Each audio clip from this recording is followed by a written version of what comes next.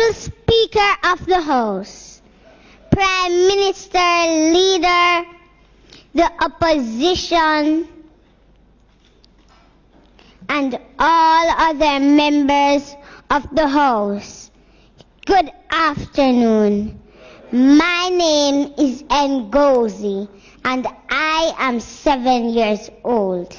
Thank you for letting us be the very first group of children in Jamaican history to stand here and present to you.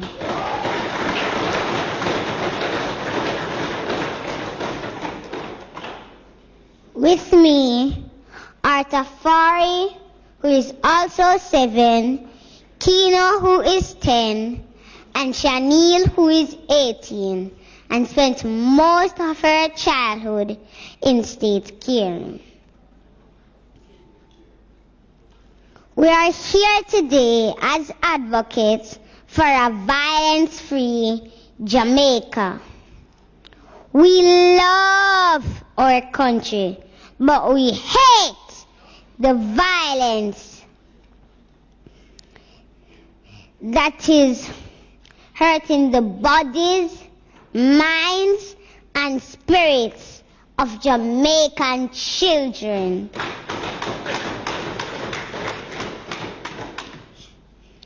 We hate the violence that is making children so afraid, the violence that is taking their lives.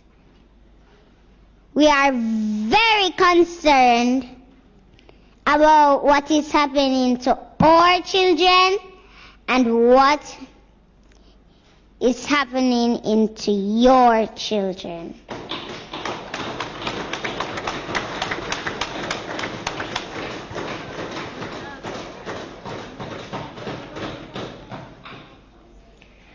Honorable adults, listen to us, please. Many of us are afraid to go to school, afraid to go home, afraid to go outside in our communities. We live in fear that we will be the next victims of violence.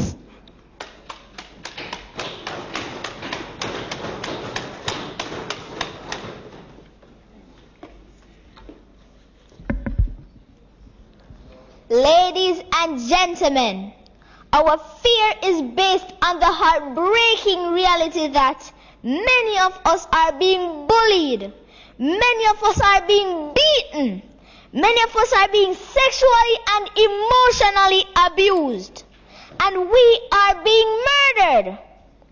This violence started in the days of slavery, and to this day it continues. So I ask you, what are you doing to help break the cycle? One thing you can do is to listen to us. We are living with this violence every day. We are seeing it happen all around us, and we have a lot to say. Over the last 3 months, almost 300 children in 3 parishes spoke up about violence at sessions organized by UNICEF, the Office of the Children's Advocate, and Talk Up Youth.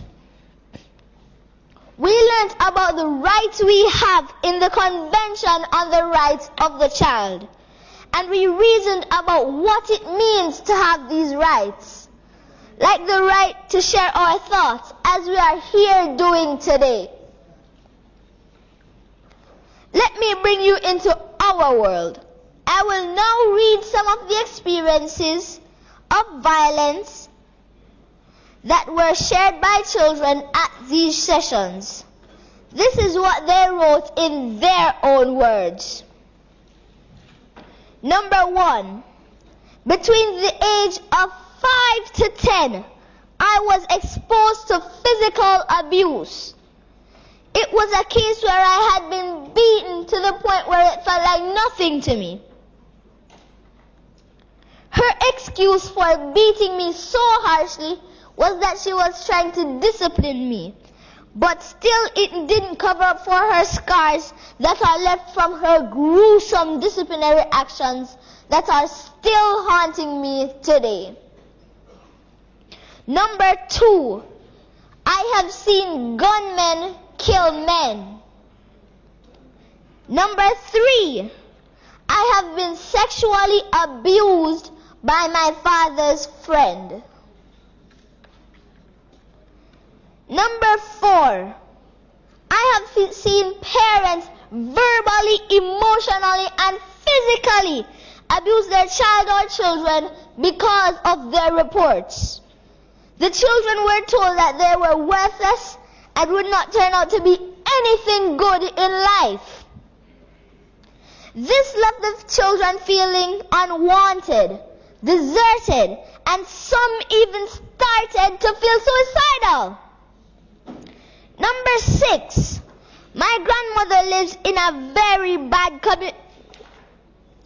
Number 5, dear Prime Minister, where I live there are a lot of pedophiles, so I'm afraid of going to the shops when it's dark.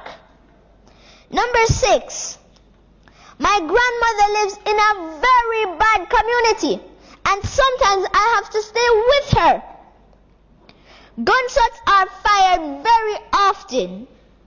Most of the times it's with the intention of killing someone. Often shots are fired very close to her house. I have witnessed multiple drive-by shootings, stabbings, and people being killed at her doorstep. At my age, these things are very terrifying. These are only 6 of the hundreds of experiences that were shared by children just in the last 3 months. At every one of these sessions, most of the children had either experienced or witnessed violence. This means a lot of children in Jamaica are dealing with a lot of pain.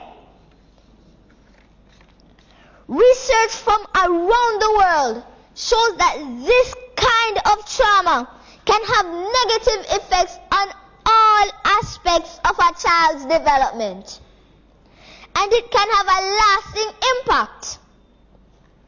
Children who have been traumatized by violence have higher risks of school dropout, drug abuse, depression, diabetes, heart disease, and involvement with violence and crime. I don't want to live in a Jamaica where the children are so hurt by violence that they grow up to hurt themselves or to hurt other people. Do you?